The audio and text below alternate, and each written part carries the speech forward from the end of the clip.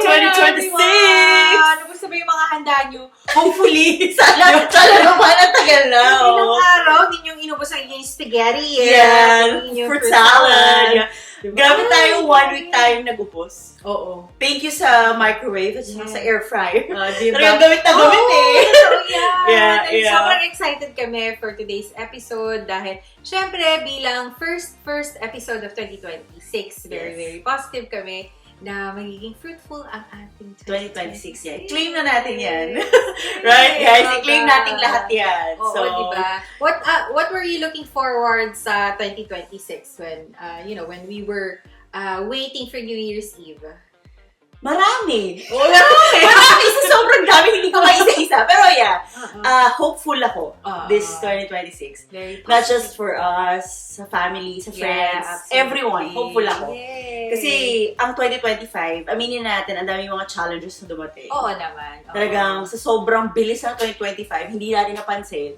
And, eto na. Oo nga. Yun ulit. Alam nyo guys, nakakatawang isipin, pero nung nag-upload kami ng podcast last year, na-realize namin, isang episode lang for the entire 2025. Tapos ang namin, hindi naman headline, pero ang title natin, Berna. Tapos hindi mo, January na. Grabe, oo. Diba? Oo, totoo. Isang episode lang tayo last year.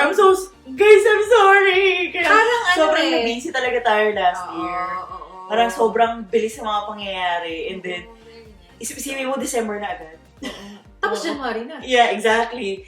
So, okay. Sige. Ganito na lang. Before we start, ano ang sa tingin magiging highlight for your 2025? Siguro 2025. Ayoko siyang i-take as so negative. Mm-hmm. Pero maraming challenges akong naranasan ng 2025. And until now, may mga bagay pa akong gustong hindi naman mabura, pero you're still coping kung ano yung mga nangyari in 2025. Siguro sa ibang episodes natin, pwede natin i-share. Kasi parang ayoko siya i-dwell dito. Absolutely. New Year, dapat happy lang tayo, guys. Para buong taon, happy tayo.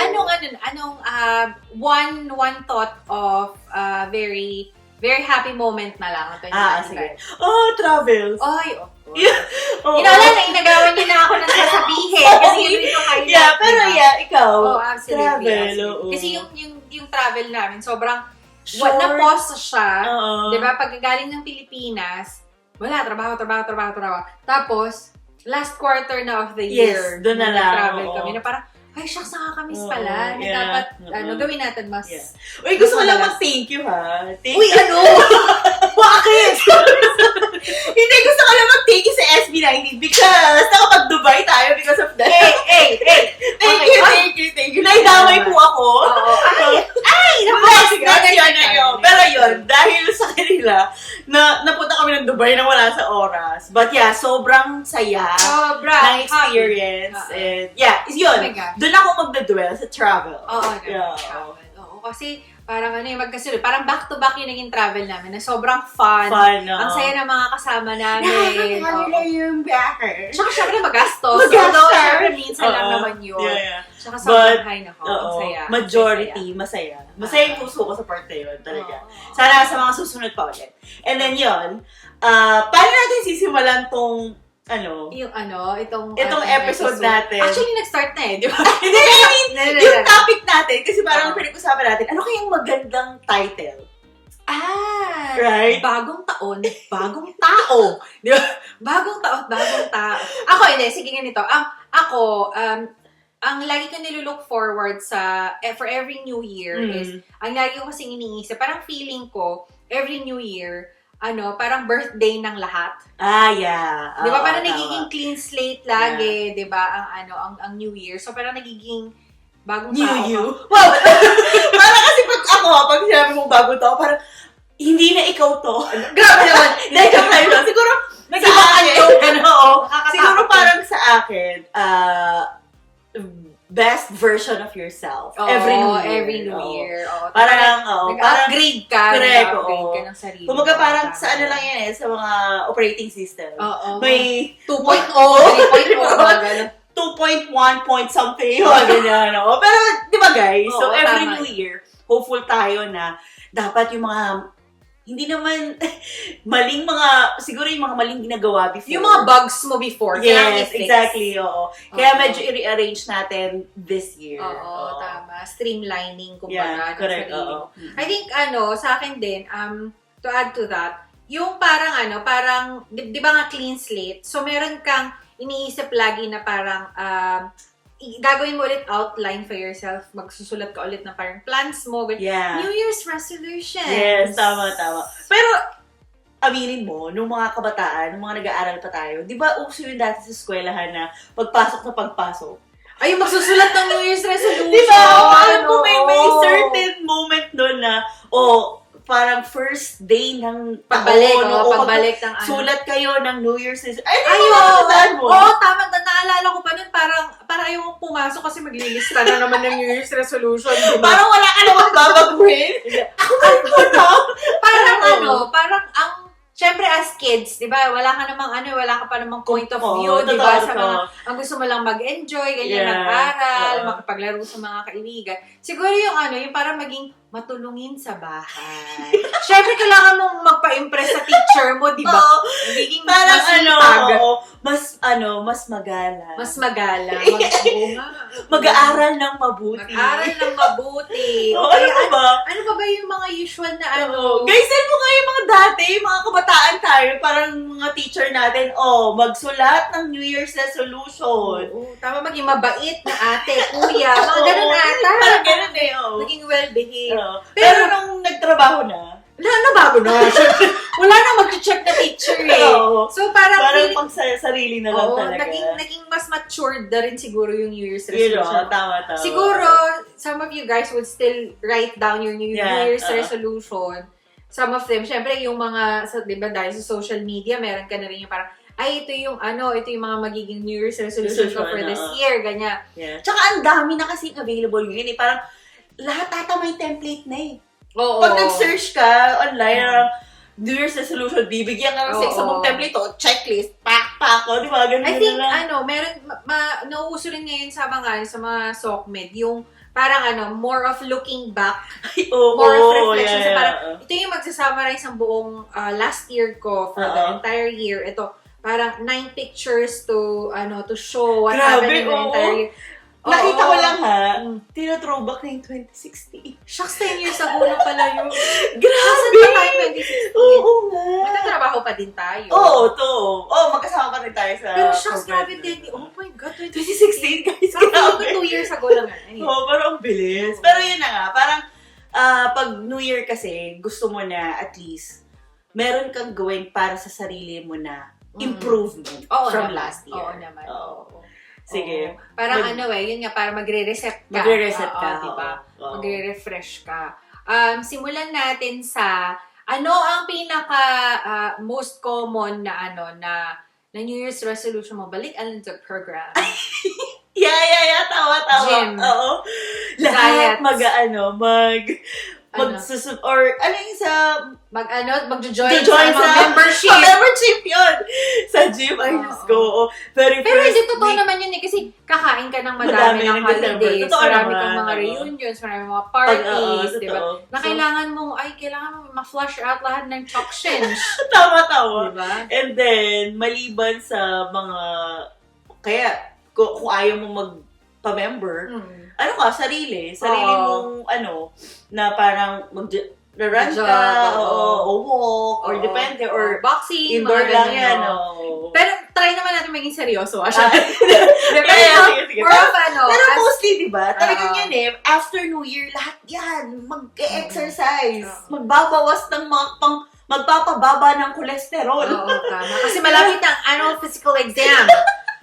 Yeah. Pero para more of health and wellness, holistically, syempre, kailangan you have to think of mental health as well, ganyan, di ba? Sobrang busy. Kailangan, i-set mo muna yung mind mo na magpahinga muna. Tama. Kasi syempre, aminin na natin, ang holidays, very chaotic yan. Totoo.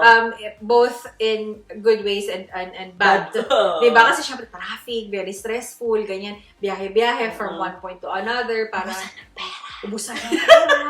Yun, savings for mental health. So, sige, siguro i-ano natin isa-isa. Parang i-bullet natin siya na ano ba yung mga, kahit few lang. Ikaw. So, yun nga. So, more of health and wellness. Yung unang-una mo. Kasi, syempre, habang tumatanda tayo, di ba? Marami na tayong kailangan i-focus sa health and well-being natin. So, sabi ko nga, holistic dapat yung approach mo sa pagkakaroon ng New Year's resolution mo for yourself, not only for yourself and also for your family, diba? Kailangan mo rin silang isama doon sa New Year's resolution mo for... Actually, para sa akin, isang part din na medyo, oh my God, New Year. Magdadagdag na naman ng edad. Ay, no, hindi ko naiisip yun. Oh my God, New Year. Paano ba? Ano naman, addition na naman sa age. But yeah, it's just number. Well, huwag tayo mag-dwell sa pataas ang number. Ikaw kasi, pinaalala mo. Pero kasi totoo naman, di ba? Every New Year, magdadagdag, mag-birthday, magdadagdag na naman ng edad. So parang, siguro nga, tama, yung health and wellness, parang kahit na tumatanda ka, kailangan mong mas mag-improve sa pag-aalaga sa sarili mo. Kasi syempre gusto man natin, self-care. Correct. Gusto natin habang ayokong sabihin tumatanda. Sinabi mo na. Actually, ayokong mag-dwell sa pataas ng number, but kahit na nag-age tayo, mas look younger ka din. Yeah. Right? Age is just a number, sabi mo nga, diba? Na kailangan youthful pa rin. Youthful pa rin ang pakiramdam mo. Parang dapat healthy yung makipagsabayan pa rin sa pag-gym. Kaya oh my gosh. Yeah, Sige. Dapat hindi na tayo hingalin. Kakatago pa lang. Wait lang, stop ko muna. Sige, next naman. Kidding aside, diba? So, health and wellness. Isa sa mga top priorities natin sa Ako, in terms of New Year's resolution. Yeah. Gusto kong i-next is yung personal development. Okay. So, career-wise ba? Both. Siguro both for me. Kasi siguro nga, from the past year, ang dami kong learnings na ayoko siyang tanggalin, pero gusto kong maging basihan ko siya na, hindi ko na gagawin to. Yeah. Babaguhin ko to in a way na makakatulong siya sa sarili ko. Especially mentally and psychologically. Kasi syempre gusto mo na kailangan pag ginawa ko to, it won't affect sa akin na negatively. Tama. Right? Start reading a book. Yes. Or learning a new skill. New skills, yeah. Or, alam mo yung parang finding a new hobby. Diba? Totoo. Yung wag lang masyadong magastos na hobby. Tama, pero, kaya. Excited na ako. And then, siguro, link pa din sa personal development is yung state of mind mo. Or ako na lang, state of mind ko. Yeah. Ako, guys, nasabi ko sa previous episodes natin na overthinker kasi ako. And as I age, gusto ko siyang mabago. Yeah. Ang hirap niya, guys, baguhin. Sobra. Lalo na pag yun yung nakasanayan mo. But there are times kasi na pag sobrang pag-overthink mo, physically and yung health mo, nakaka-affect na siya. Nakaka-affect na siya na parang apektado na lahat sa akin. Yeah. So, in that very moment, meron kang turning point na, hindi na pala siya maganda. So, yun. Yung part na yun, gusto ko pa rin siyang baguhin. Or gusto ko siyang mabawasan. Start writing, maybe. Journal. Journal. Journal. So, ako hindi ko pa, personally, ako hindi pa ako nag-journal. Hindi pa ako nag-start. But, I plan to, maybe. Yeah. I'm thinking Masaya about siya. it.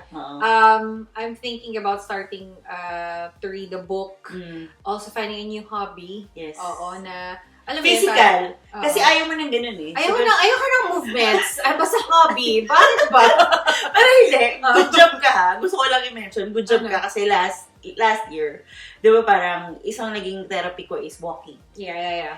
Good job ka kasi nakapaglakad tayo ng 10 kilometers. Oo. Good job. Oo. Nag-join kami ng parang marathon. Actually, nag-worry ako sa'yo nun. Kung okay ka ba? Depende kasi talaga sa mood eh, to be honest. But I think yun nga, parang mindset lang. Yeah, mindset lang ba? Parang gano'n. Parang we are thinking of also including our friends sa mga marathons. Parang hindi lang siya for personal development, pero parang yung relationship social, social well-being. Yeah. Happy.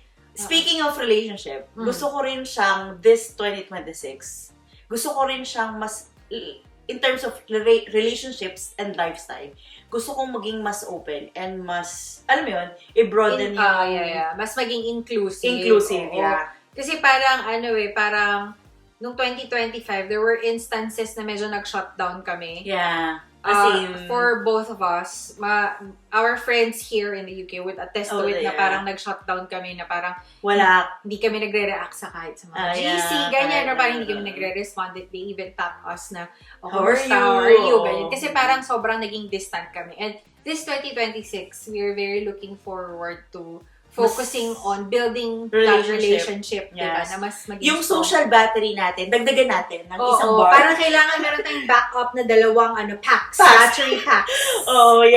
Kasi feeling ko, isang part na nag-struggle tayo, hindi naman struggle, but isa sa mga challenges natin last year is in-isolate natin yung sarili natin. Which is hindi pala maganda. Hindi dapat, pero parang hindi maganda. Pag too much. Pag sobra. Maybe yung konting isolation for you to self-reflect is, I think, okay. Parang beneficial. Pero pag sobra-sobra na, hindi siya maganda. Healthy. That's what we think, though. Yeah. So, for me, this 2026, relationship and lifestyle, gusto ko inclusive and then maging hindi naman sociable, but yung parang make use of the connections, lalo na yung availability ng social media. Ganun na parang even sa social media, hindi kami naging super active nung last year, na parang, ganun pala, parang talaga ba, ginawa natin yun? Na parang hindi pala okay. Kasi, basta parang parang in-isolate natin yung sarili natin sa lahat. Because of how busy we were, and we were so focused on our personal stuff, na nakakalimutan namin na, alam mo, parang, andyan pala sila. Correct. Diba? Na even sa family na parang, hindi mo na ako kasi parang sobrang physically exhausted ka or whatever. Correct. Yeah. Na parang, alam mo yun, parang hindi mo na maximize yung ganun na, na mga moments na, nga pala. Oo. Alam mo, ngayon, pinag-uusapan natin, parang, iniisip ko na, oh my God, yung 2025 natin, aside sa travel, parang mas nag-focus tayo dun sa mga challenges. Parang mas dinamdam natin yung mga problema. Parang masyado namin siyang talagang feel. Parang gano'n, hindi pala. So, hindi pala maganda. Hindi siya maganda talaga. So, yun. Lesson yun from last year. Dapat, hindi na talaga stop it. Break it. Yeah. Break the cycle. Yeah. Break the cycle. Yeah, okay. And then I think, ako kasi, dito sa relationships din, dahil nga hindi kami masyado nakikipag-communicate sa mga ibang tao. Dati mas maraming mga chances na nag-host kami dito sa bahay ng mga get-together na parang last year parang wala talaga kami lakas para mag-entertain ng mga friends and families. Pero parang I think we're very much open this 2026 na party na mag-party. Wow, baka magalit ko ng kapitbahay. Huwag naman, baka paalis tayo dito. Pero hindi, in terms of parang i-open natin. Open na, guys, tara, game night, mga ganyan. Kwentuhan lang. Or manood lang tayo ng diba, na series. Yeah, correct. Or whatever. So, yun, isa sa mga goals natin for this 2026. And then lastly, wait lang, bago natin makalimutan, finances. Siyempre, bago tayo mag-host, kailangan budget. Sige, pero gagawin naman natin, trabaho muna. Bago magpakasaya. Absolutely. So, syempre, savings, and then, siguro yung allocation mo ng budget, dapat aware ka din. Aware ka kung saan napupunta yung pera mo. Correct, Kailangan mo na rin mag-allot na kung how much will you spend on this. Yeah. Kailangan maging practical din sa mga binibili. So, kailangan algorithm on pa din, diba? Nakakatawa. Pero, siguro in terms of financial, wiser tayo this time Like, compared sa buhay, ako personally kasi alam mo naman ako, gastadora ako, di ba? Talagang gastadora talaga ako, guys. Talagang para sa akin, etong meron ako ngayon, hindi na to, parang baka kasi hindi na maulit kaya gagastos ko. Parang ganun kasi guys, kapag kaya kong i-share ko talaga. Pero I think this time, kailangan kong maging practical. Dapat bang bilhin to? Dapat ko bang ibigay to? So parang this time, financially, dapat wiser na ako. Ay, sisave ko na lang pala. On the contrary though, i-challenge ko yung sinabi mo na kailangan mag-save at kailangan maging practical. Pero at the same time, kailangan mo rin isipin na baka save ka naman ng save na hindi mo na nire-reward yung sarili mo. Ay, ako talaga for a reward. Hindi kaya nga sabi ko wiser. Pero tama ka naman. Parang, minsan kasi, kapag nasobrahan ka naman sa pagsisave, parang nakaka-guilty naman na gumastos. Oo. Alam mo yung ganun feeling na parang hindi. Ay, shucks, dapat isisave ko na pero hindi. Gumastos pa rin, pero dapat sapat sa paggastos. Sige, ganun na ka. Wag too much. Wag din konti. Yung dapat middle lang. Sapat. Nasa gitna lang. Okay, nag-agree na tayo na. Okay, guys. Okay ako doon. Pero yun nga, parang excited ako kasi now, pinag-uusapan natin yung mga New Year's resolution for 2026. Siguro may mga part pa rin akong gusto kong i-continue from 2025. Oo naman, absolutely. Pero, ano na siya, enhanced version. New and Pro! Ano ka sa ball? Parang yun na, parang enhanced lang siya na parang nag-work siya sa akin last year. Ngayon, i-continue ko siya, pero improved version. I think, parang you carry yung kung mga best practices. Tapos kalimutan mo na lang kung ano yung mga or i-improve mo, parang ganun. Improve, hindi maalis sa isip yun. Pero yun, definitely, for everyone din, may kanya-kanya tayong New Year's resolution every. Kasi hindi naman, yung mga sa amin, hindi naman mag-a-apply for everyone. So parang, come to think of it, guys, na kayo, ano ba yung gusto nyo for this year? Gusto nyo ma-achieve? Ano ma-achieve? Oo, correct, oo. At saka naisip ko lang, di ba syempre gagawa ka ng New Year's resolution mo. So think about doing a checklist of your own. Yeah. Pero dapat, parang kailangan meron ka rin check and balance towards the end of the year na, na-achieve ko ba to? Yeah, tama. Di pwedeng gawa ka ng gawa ng New Year's resolution tapos hindi ka naman you won't look back na, nakasama pala to sa New Year's resolution ko, nagawa ko ba to? Tsaka syempre dapat yung New Year's resolution natin is realistic siya. Yung smart! Pag nag-goal setting ka pa, di ba dapat smart? Specific, measurable, attainable, realistic, and time-bound. Ano ba yan? Pero yun na nga, dapat guys, yung New Year's resolution natin, makatotohan. Makatotohan. Yung sa tingin natin na magagawa natin, not 100%, but at least half of it, kaya natin siyang ma-achieve. Oh my God, Jo Marie. Hello. Kaya mo yan. Pero yun. Pero nakakatuwa kasi at least, tama ka sa sinabi mo kanina na pag New Year kasi, hopeful ka na bago eh. Yeah. Parang new outlook. Alam mo yun? Parang new perspective. Parang lahat positive. And lagi tayong iniisip natin na sana until matapos ang buong taon, ganun lang yung outlook natin. So, syempre may mga challenges pa rin. Hindi mo wawala yun. Tsaka pero at least this time, you know how to deal with it. Yeah. And then you taper it. Parang i-adjust mo yung New Year's resolution mo na parang depende sa kung ano yung nangyayari sa buhay mo din. Correct. Diba? Yeah, totoo. Kung sino yung mga involved doon. So, kung halimbawa may mga changes sa, for example, career-wise, syempre kailangan mo ring mag-adapt doon sa change na yun. Hindi dahil sinet mo yung New Year's resolution mo na ito dapat until the end of the year, ito yung magagawa ko. Hindi naman pwedeng, hindi naman siya black and white diba? Hindi talagang firm na yun lang. Dapat hindi to mababago or ano man. Dapat may hindi na to talagang parang set in stone na dapat. Dapat hindi ganun. Dapat i-adjust din natin. Syempre, hindi mo rin naman kasi masasabi in terms of health din eh. Yung mga goals ba na yun, kaya ba ng physical mo? Diba? Kaya kailangan, rin siya, magagawa mo siya in a way na hindi mapapagod yung katawan mo. Isip mo. Katawang lupa mo. Baka mamaya sobra mong gustong mag-save at gusto mong mag-ipon ng pera. Kunyari, extra shift ka. Tumatagos ka na pala sa pader. Diba? Huwag ganun. Dapat in moderation. Yeah. So, nice. That's a very, very good discussion of like how we start the new year. Correct. New Year's resolution. Kaya guys, ano bang mga naiisip ninyo na New Year's resolution ninyo for yourselves? Feel free to share. O kaya sa family nyo, di ba? Lahat kayo magpa-plan. Actually, I haven't heard of individuals na pag gumagawa sila ng New Year's resolution is kasama. May ibang kasama. Ay. Pero kasi minsan, syempre, goal as a family. Oo, pero I mean, wala pa akong kilala personally na parang they sit down, they talk about Parang wala. Diba? Or malay mo, hindi natin alam, pero meron pa talagang gumagawa ng gano'n. Sa atin siguro, hindi siya normal, but for the others siguro, okay. Yun talaga yung lagi nilang ginagawa every year. Yeah. So, sana may mag-share. Gusto mo bang mag-share tayo ng New Year's resolution? Parang ayaw nyo! Wait lang. Hindi, kasi siyempre lagi naman tayo may plans eh. Diba?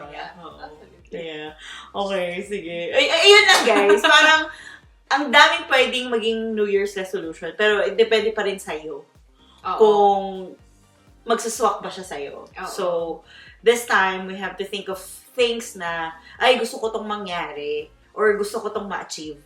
But, at the end of the day, hindi siya pwedeng nakasulat lang. Kailangan gawa. Yes, correct. Kailangan, gagawin mo siya ng paraan. Yes. To make it happen. And of course, syempre, kailangan mo rin ipagdasal. Yes. Na kung para siya sa'yo talaga, na mangyari yung New Year's resolution mo, then, para sa'yo talaga siya. Bibigay ni Lord yan sa tamang paraan. Tama ka. Hindi naman pwede nakasulat lang. Tapos, ay, saan mangyari to? Parang hindi mo pwedeng, like, for example, hindi pwedeng sabihin mo na, start a new hobby. Tapos wala ka, node ka pala. Tapos puro ka cellphone. Puro ka lang chill lang, nakaupo lang. Pero dapat, kailangan, pag sinulat mo siya, kailangan may action ka pa din. Yes. Yeah. Nice. So guys, sana kayo rin mag-start na mag-isip ng New Year's resolution natin na realistic. At sana lahat guys na gusto nating mangyari for this year, i-claim na natin na mangyayari silang lahat. Yeah, thank you so much for today guys. Thank you so much for listening. Yes. And feel free to comment kung meron kayong mga suggestions. You just or email nyo kami. Alam nyo na yung details namin. So, we're just here, guys. Yeah, absolutely. So, goal natin this year, mas makikita nyo kami madalas. Ayun pala. Isa yung sa mga kailangan i-achieve yan. I-achieve yan. Please. Time management. Yun. So, yun ang goal natin this year. Makita nyo kami madalas. Siguro ayaw nyo, pero wala kayo magagawa. Magpapakita kami, pero yun na nga. Sige na, tapusin na natin. Okay. So guys, again, thank you so much for listening. Please don't forget to like and subscribe and share to your friends and family. Bye! Thanks, everyone! Until next time. Bye!